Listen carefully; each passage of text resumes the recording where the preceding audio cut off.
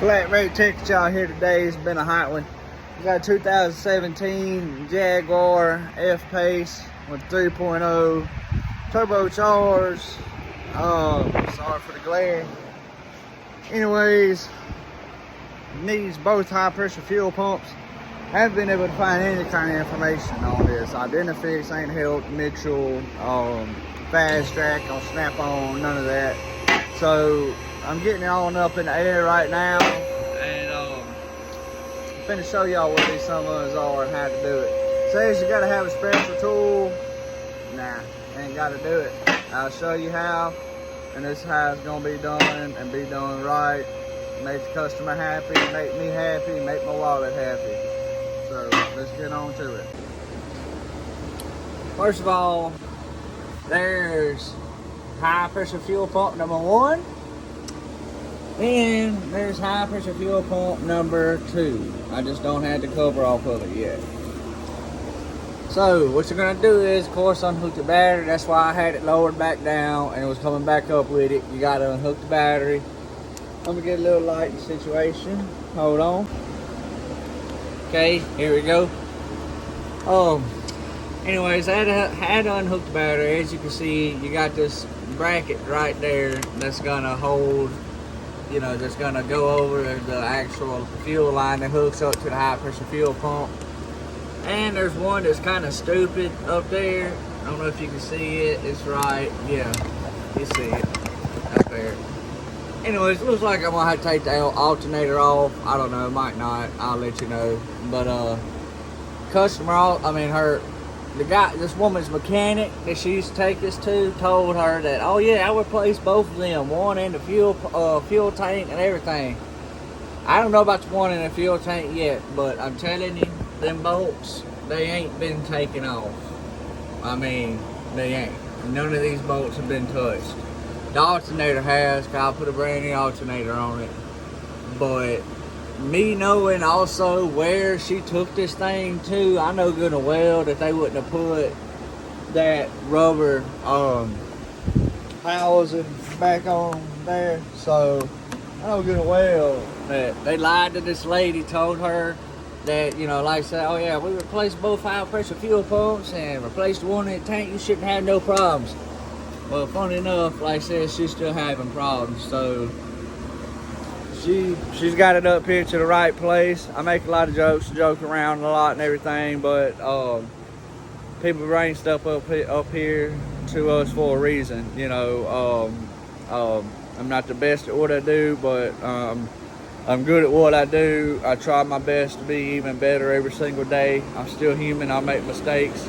You'll never know too much. You'll never know it all, but there's no need in trying to know it all. So I'll let y'all know how it goes. Like I said, about having to have the special tool to keep it in time. Not really sure how it's going to work. I'm not, no Jaguar tech. I'm just not. But I'm at an independent shop. I work on anything from Volkswagens, Audis, BMW. The next day, I'm working on a Buick, LeSabre or something. You just never know. But anyways, I'll keep y'all updated. I'll let y'all know. And that's it for right now. Yes, you do have to take the alternator off. It ain't that bad. You got those two 13mm bolts. Then you have your other one up there at the top. So ain't no big deal. Just get it out your way. It ain't that hard to take off. Don't be lazy.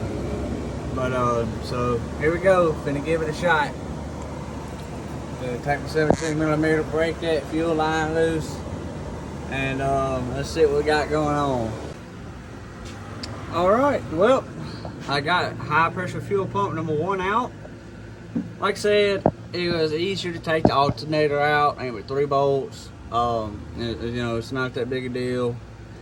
Also wound up taking, there's a tensioner pulley and the bracket right here that is kind of in your way. There ain't no kind of to it, it actually is. It's in your way of getting to the lines up there.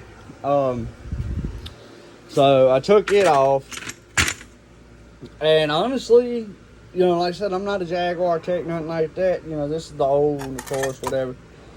You know, the way everybody was making it seem is that you had to have some kind of, you know, timing tool and all that, and I just couldn't believe that, because me looking at the new part, I was like, man, this looks just like one of them GDI high pressure fuel pumps. You know, y'all know what motors I'm talking about. And so, anyways, I gambled with it. I just popped the puppy on out and then installed the new one. So that's the new one, of course. So you know, you always want to lube up your ring. That's also what seals it. But anyway, so that's the front one. This one right here is the back one. That's my little tappet.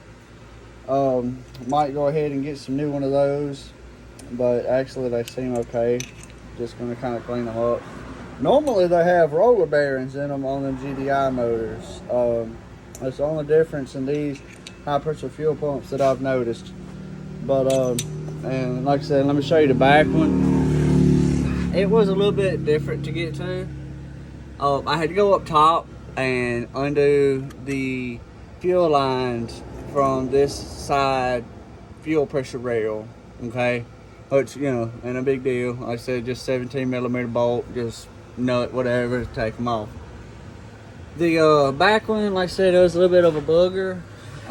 It's kind of hard to get a camera view of it, but it's back off in there. There you go, perfect view. Actually, as you can see, you got that one top line right there you got to get. Then you got that side fuel line you got to get. The side one is actually the one that runs up towards the top. That top fuel line is actually the one, that one right there is that one. It's the one that crosses over to the front high pressure fuel. So anyways, what I did, like I said, the T25, I took a long T30.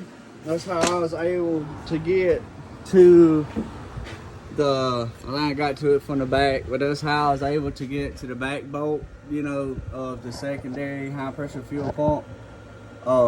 Like I said, those are kind of a little bit of a booger to get to, but not, you know, nothing too horrible. But anyways, this job calls for a lot of, you know, a lot of hours, and I can see why. You know, wouldn't hurt to mention too, to go ahead and drain the oil. That was something, you know, that I didn't know, you know, or think about, because as soon as I took off the high pressure fuel pumps, both of them, well, mainly the first one there, oil was gushing everywhere. Of course, I keep oil dry down here at the bottom of my lift. I always keep that pile about a bag, and I keep that same bag for about a good month. I'm not playing. And what'll happen is you know, that oil right there will eventually mix in and dry, especially water. You know, it just dries up, turns back to regular oil dry. But I always keep it there. That way, if I'm doing something, you see that splash, well, I keep it right over there. That way it goes ahead, and while I continue to work, it's drying it up. The only thing I got to do is take my broom, sweep it up into a pile, and I'm good to go. You know, it's basically a stationary drain pan is what it is. And you know, I've done that for a long time. To me, it's a beautiful idea. I've never seen anybody do it, you know, like I said. And every job I get done with, I always just sweep it into a nice little pile. And just, you know, I like being clean. I don't like being I don't like filth, man. You know, it just makes the job go horribly.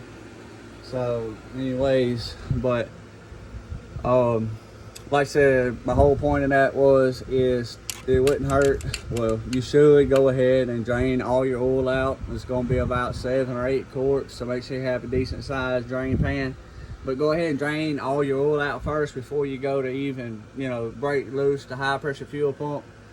The first one, second one, whichever one, and that way all your oil is drained out.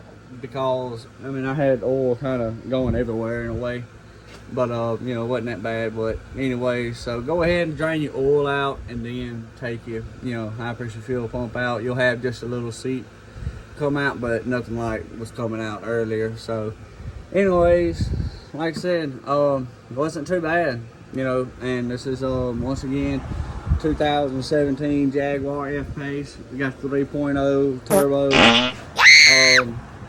non-diesel, you know, of course. But anyways, this is the flat rate check at y'all. Hope y'all have a good one. It's hot, man.